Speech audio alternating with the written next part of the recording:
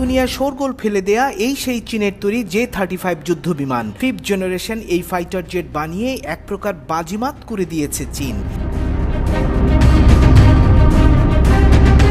গেল নভেম্বরে চীনের জুহাই এয়ার শোতে প্রথম দেখানো হয় এই J-35কে। এরপর থেকেই সামরিক দুনিয়ায় চলছে আলোচনা।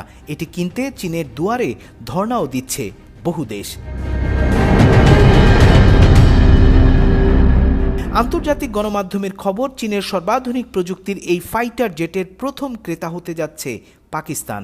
সমরাস্ত্র সাময়িকী দ্য ওয়ার জোন, এমনকি সাউথ চায়না মর্নিং পোস্ট পাকিস্তানের বিমান বাহিনীর প্রধান জাহির সিধুর বরাত দিয়ে জানাচ্ছে, চীনের কাছ থেকে এই J-35 ফাইটার জেট পেতে যাচ্ছে পাকিস্তান।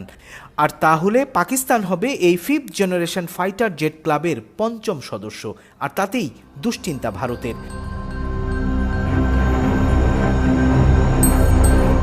গোটা দুনিয়ায় মাত্র 4টি দেশ, যুক্তরাষ্ট্র, চীন, দক্ষিণ কোরিয়া আর রাশিয়ার কাছে আছে এমন 5ম প্রজন্মের ফাইটার জেট। কিন্তু এই ফাইটার জেটকে ঘিরে ভারতের কেন ঘুম হারাম? তার মাঝে যা বুঝতে হলে জানতে হবে চীনের তৈরি এই ফাইটার জেটকে। জানতে হবে এমন কি আছে এই যুদ্ধ বিমানে যাকে পেতে মরিয়া দুনিয়ার নানান দেশ। বলা হচ্ছে J-35 যুদ্ধ বিমানটি সামরিক প্রযুক্তির এক অসামান্য দৃষ্টান্ত, যা সুপারসনিক স্পিডে ছুটতে পারে, ফাঁকি দিতে পারে রাডারের চোখ, ফলে সহজেই শত্রুপক্ষকে ঘায়েল করা যায়। চীনের দাবি, J-35 ফাইটার জেটকে দেখতেই পাবে না শত্রুপক্ষ।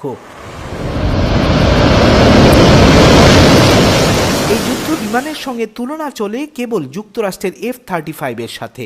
সাময়িকী দ্য ওয়ার জোন জানাচ্ছে, সারা দুনিয়ার জল্পনা কল্পনা চলছে কেমন করে চীন তৈরি করলো এই J-35 জেট।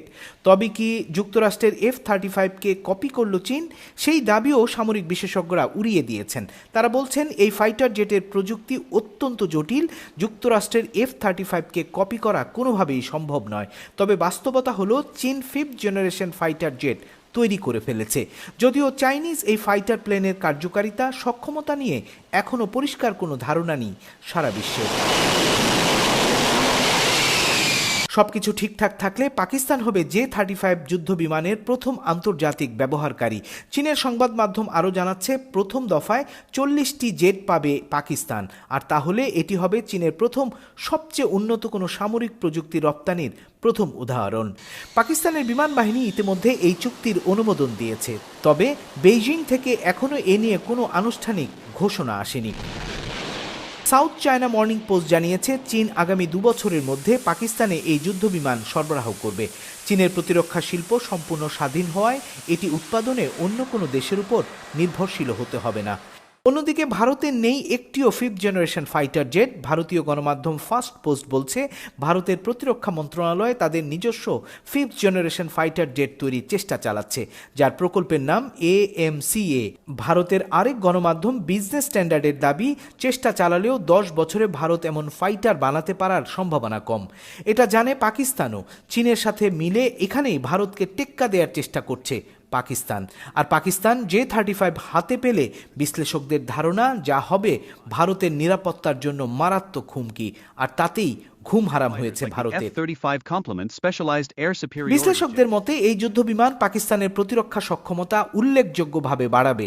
এই চুক্তি পাকিস্তানকে চীনের সঙ্গে আরও গভীর সম্পর্ক গড়ে তুলতে সাহায্য করবে। তবে পাকিস্তানের দক্ষতা ও চীনের অস্ত্র সরবরাহ পদ্ধতির উপর নির্ভর করবে এই জেটের কার্যকারিতা। বিশ্লেষকদের আরও ধারণা, চীনের এই পদক্ষেপ ভারত পাকিস্তানের আকাশ প্রতিরক্ষার মধ্যে শক্তির ভারসাম্য ওলটপালট করে দিতে পারে। পাকিস্তান যদি এই অত্যাধুনিক প্রযুক্তি দক্ষতার সাথে ব্যবহার করতে পারে, তবে এটি দক্ষিণ এশিয়ার প্রতিরক্ষার গতিপথ বদলে দিতে পারে।